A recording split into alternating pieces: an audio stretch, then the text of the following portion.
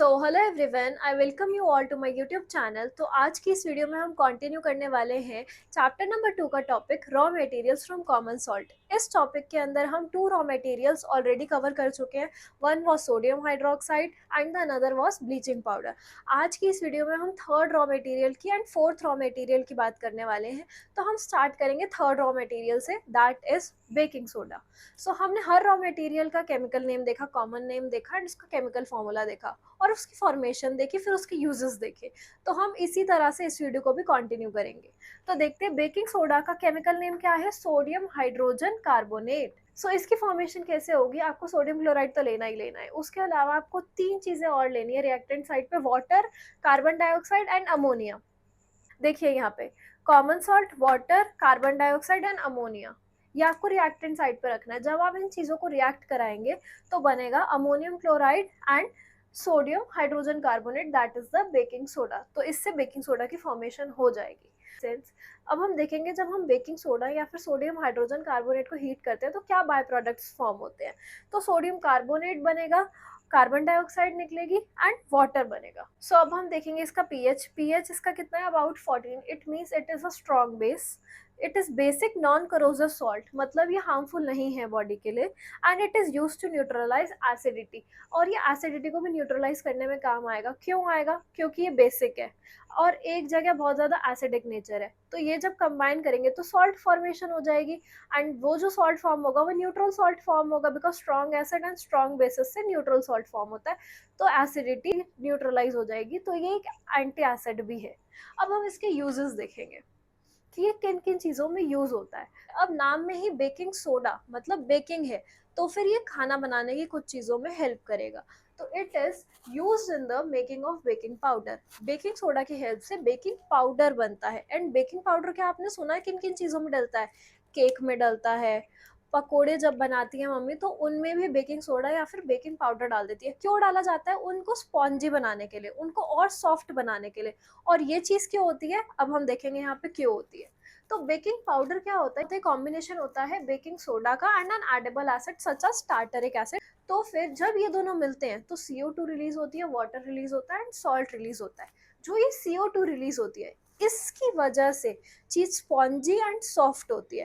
That's why जब पकोड़े बनाए जाते हैं या फिर केक वगैरह बनाया जाता है या फिर कोई ब्रेड्स बनाई जाती हैं उनमें ये बेकिंग पाउडर ऐड किया जाता है।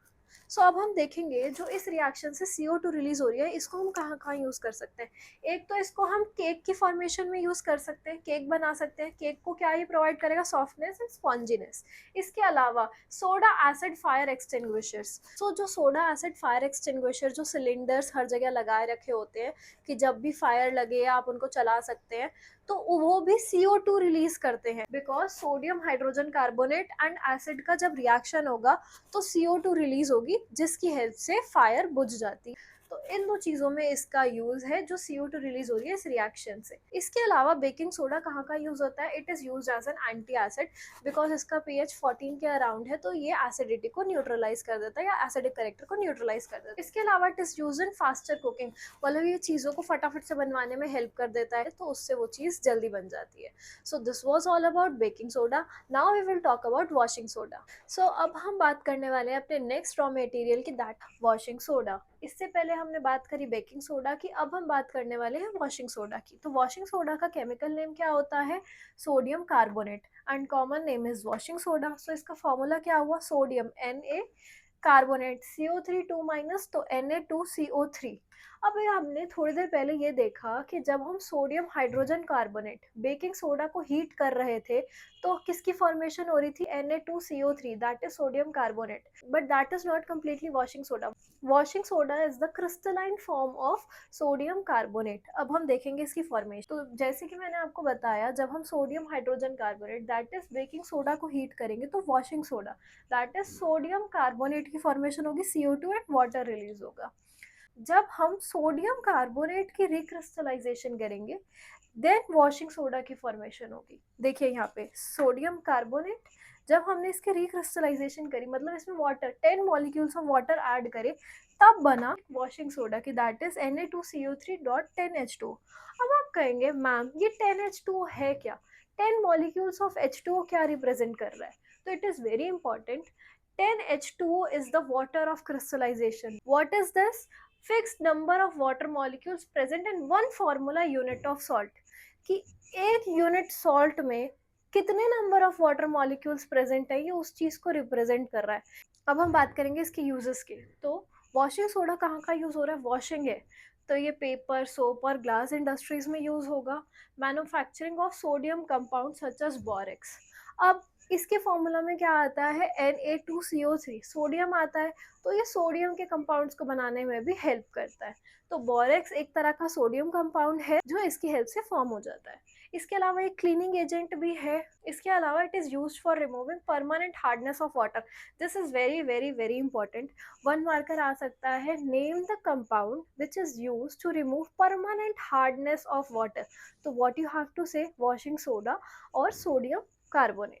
So this is all about raw materials obtained from common salt. सो मैंने इस वीडियो के अंदर इनकी हर एक चीज़ को कवर अप किया है. ये टॉपिक बहुत ज़्यादा इंपॉर्टेंट है. यहाँ से बोर्ड एग्जामिनेशन में एक या दो क्वेश्चंस आते ही आते हैं.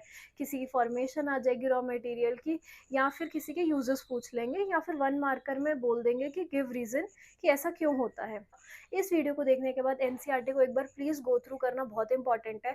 बोर्ड पर लिखी हुई एक एक चीज़ बहुत ही ज़्यादा इंपॉर्टेंट है. I hope you all like my video. If you like my video, then like it, share it, and also don't forget to subscribe my channel. Thank you.